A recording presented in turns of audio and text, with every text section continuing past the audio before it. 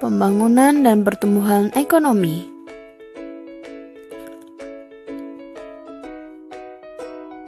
Apa sih pengertian pembangunan ekonomi itu? Pembangunan ekonomi merupakan suatu proses yang bertujuan untuk menaikkan produk domestik bruto suatu negara atau daerah dalam jangka yang panjang. Kenaikan PDB tersebut lebih besar daripada tingkat pertumbuhan penduduk. Singkatnya, pembangunan ekonomi adalah suatu proses yang bertujuan untuk menaikkan PDB suatu negara atau daerah melebihi tingkat pertumbuhan penduduk.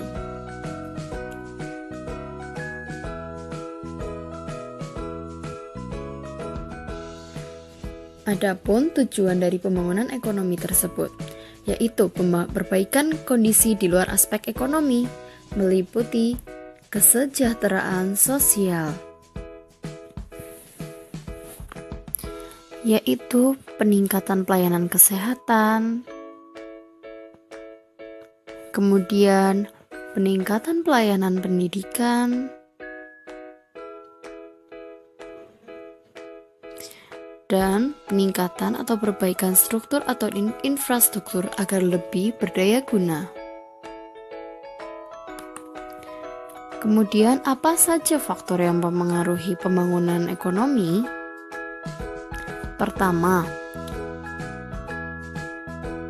kekayaan hutan, kondisi cuaca dan iklim, dan hasil barang tambang, misalnya emas.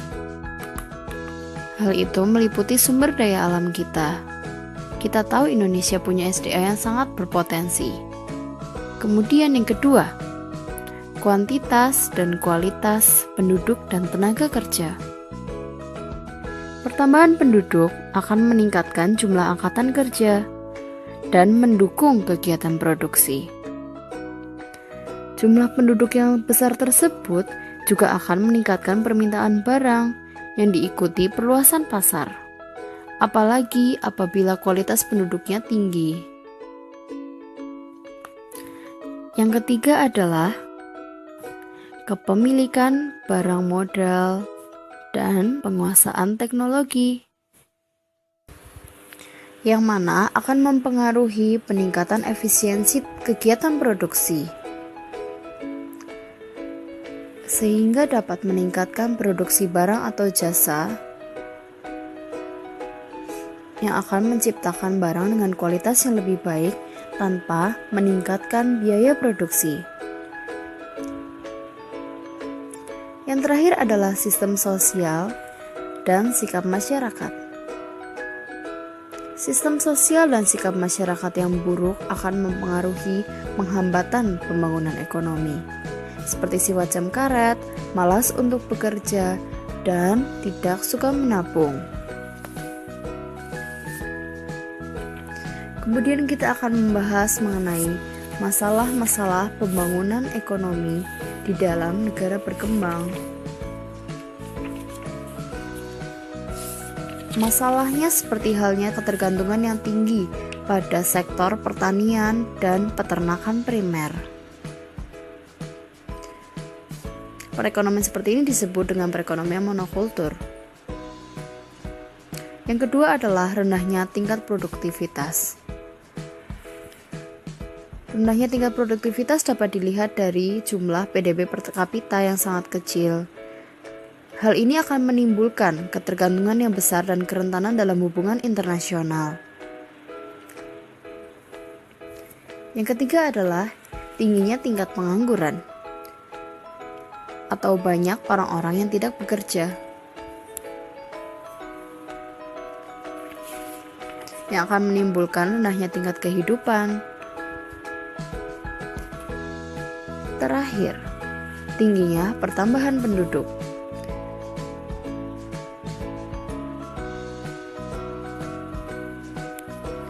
Kemudian kita akan membahas mengenai pertumbuhan ekonomi. Apa sih pertumbuhan ekonomi itu? Pertumbuhan ekonomi adalah kondisi di mana terjadi peningkatan produk domestik bruto dari suatu negara atau daerah. Adapun cara untuk mengukurnya, seperti dapat kita lihat, terdapat rumus. Contohnya bisa ditanyakan melalui komen di bawah ya. Dan ini akan dijelaskan. PDBRT adalah produk domestik bruto real periode tahun T.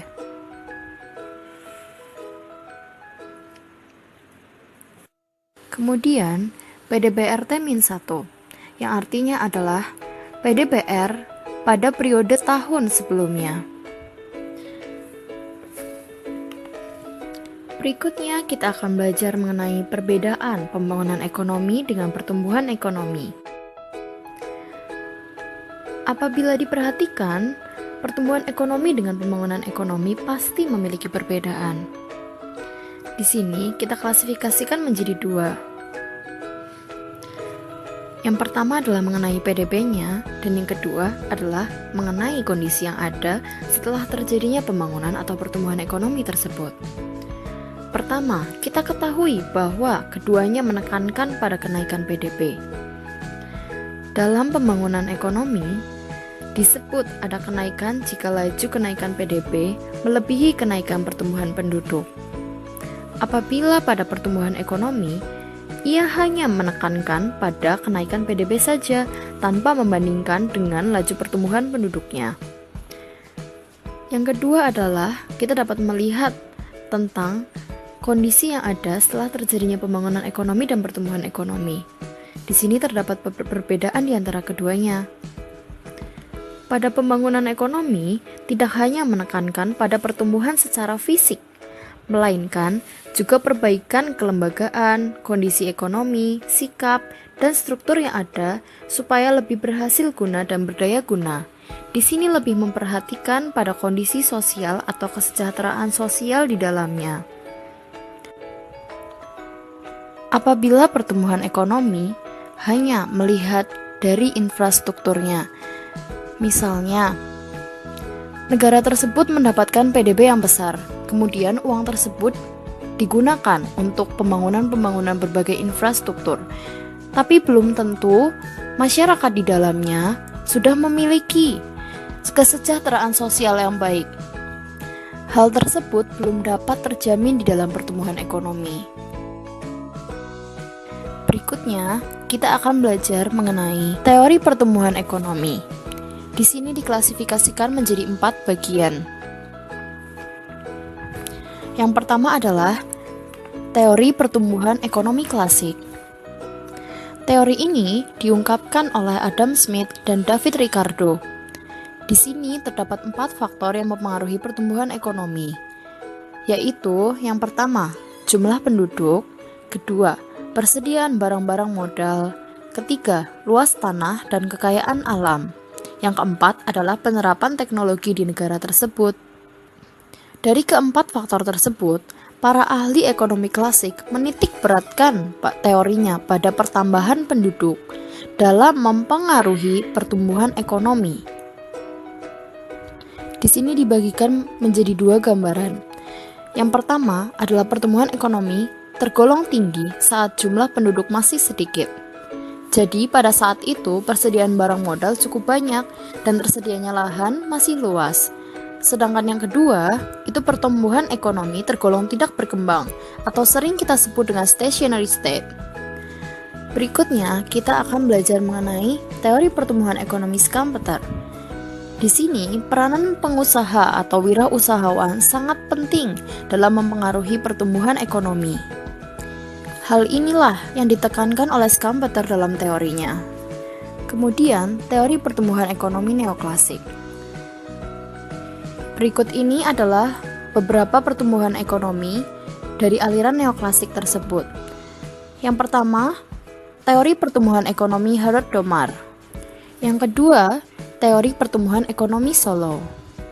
Menurut Solow, pertumbuhan ekonomi tergantung pada perkembangan faktor-faktor produksinya. Jadi, hanya melihat pada sisi penawaran atau sisi produksi. Yang terakhir adalah teori pertumbuhan ekonomi Rostow. Teori ini sangat terkenal dan kita kenal menjadi beberapa tahap.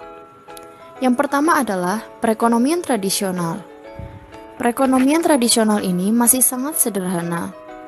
Teknologinya pun sederhana, sehingga produksi yang dihasilkan hanya untuk memenuhi kebutuhan sendiri, atau yang kita sebut dengan pertanian subsisten. Yang kedua adalah perekonomian transisi. Di sini, perekonomian mulai berkembang, sehingga memasuki tahap yang berikutnya. Yang ketiga adalah perekonomian lepas landas. Di sini mulai tercipta kestabilan di bidang politik dan sosial, serta ekonomi.